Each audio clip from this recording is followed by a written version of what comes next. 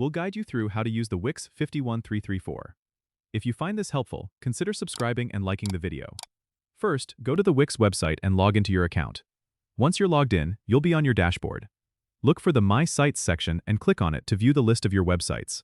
Select the site you want to edit by clicking on the Edit Site button. This will open the Wix editor, where you can start customizing your website. In the Wix editor, you need to familiarize yourself with the left-hand toolbar, as this is where all the magic happens.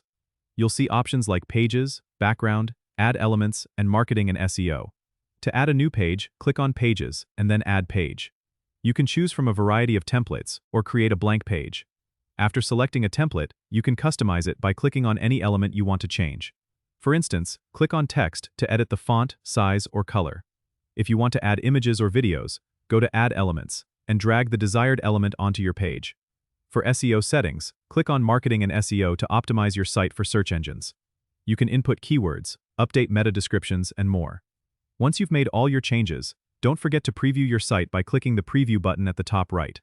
If everything looks good, click Publish to make your changes live. It's important to regularly update your site content to keep it fresh and engaging for your visitors. And that's how you navigate and use the Wix 51334 to create and manage your website effectively. Don't forget to subscribe and comment if this helped you out.